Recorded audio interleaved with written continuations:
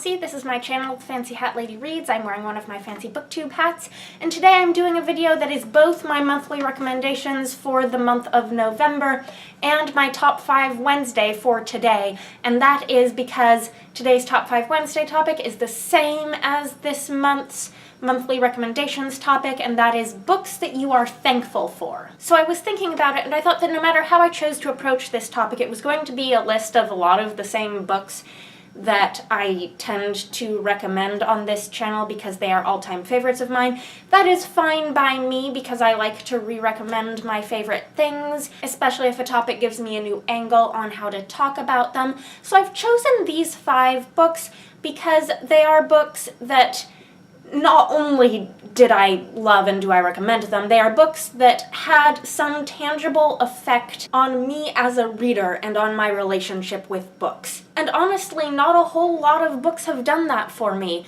even books that I've loved that I consider to be my favorites. It was hard for me to try to find 5 that I could say, yes, there is something specific about what I have gotten from this book as a reader that I am thankful for. So the first book on this list is The We Free Men by Terry Pratchett. This is the first in the Tiffany Aching series, which is a sub-series of Discworld that is intended for younger readers. We follow a young witch named Tiffany Aching as she comes into her abilities. I read these books when I was younger. I was a fantasy reader as a kid. It sometimes seems like a contradiction that while I was a fantasy reader as a kid, I was never into Harry Potter. It was other fantasies, primarily fantasies with female protagonists, that made me a fantasy reader, and I'd say that Tiffany Aching was definitely one of those characters for me. But more importantly, this book is on this list because of the circumstances under which I reread it last November, right after the presidential election. After that election, this was like the only book that could pull me out of a reading slump and despair and give me hope and make me want to keep reading things. Next is a book that I first read in high school when I was, I think, a little too young for it, but not necessarily in a bad way, and that is Deerskin by McKinley.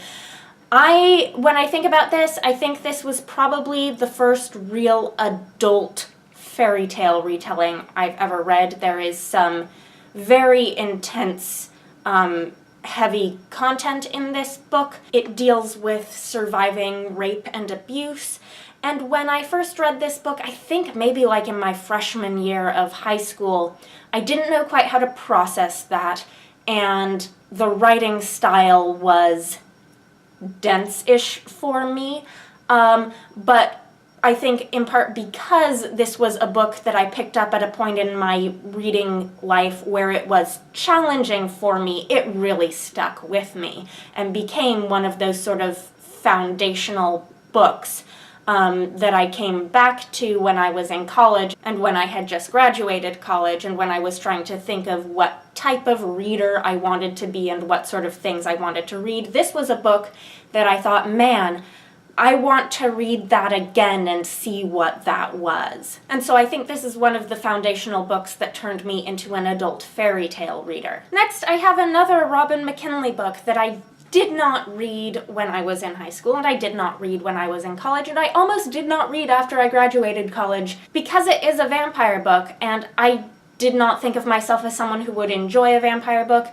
I think until I read this book, I did not even really think of urban fantasy as a genre I would want to read at all. And that is, of course, Sunshine. The lesson that I take from this book that I am thankful for is one that I have to keep reminding myself of over and over again, because I have a very strong tendency, and it serves me well sometimes, to sort of say, no, that's not going to be a book for me, no, that's not going to be a book for me, no, that's not going to be a book for me, just based on subgenres, subject matter. And I say that sometimes that serves me well because I think it's healthy to have the ability to say, no, not every book is going to be for me. I don't have to read all the books. But what this book taught me is that sometimes it pays off to give a book a chance. And because of this, I try consciously to not use broad generalizations like,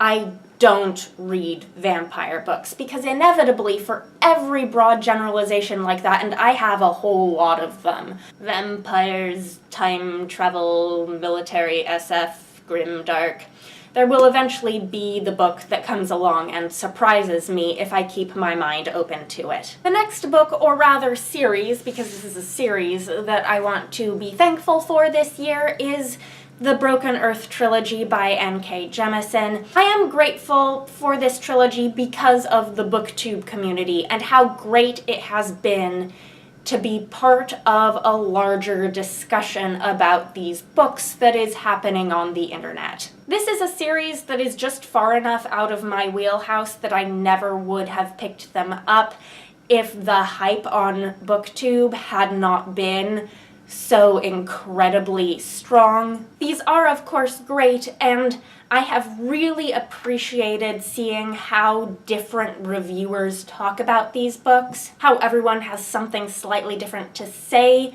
about them, and then letting what everyone else was saying about the books tinge my reading experience of them. It's been very, very rewarding for me, and it's been rewarding for me because of everyone else in the booktube community who's been reading these too. So thank you. The last book on this list is a graphic novel. It is The 100 Nights of Hero by Isabel Greenberg. I am thankful for this book for the pure reason that it was the first graphic novel that I've read, and so far I think the only graphic novel I've read that I have given a full 5-star rating to. I have, I think, always known that there would be graphic novels in the world that I would really, really like, but it has been hard for me to find them because I'm not necessarily drawn to most graphic novels and comics that are really mainstream. And I say most, not all. I remember the lesson from Sunshine. Remember, there will someday be a superhero comic series that I will want to read. I am not ruling out that possibility in my mind. But this is meaty and fairy tale-ish and dark and feminist. It has stories within stories. It's basically everything that I want in a book. And because I have found a book that does this for me, I am now more excited to keep reading graphic novels in the future.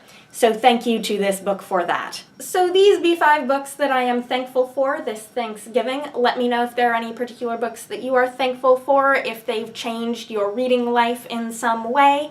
Anyhow, happy Thanksgiving if you're in the United States. I hope you have a nice day. That is all. Bye for now.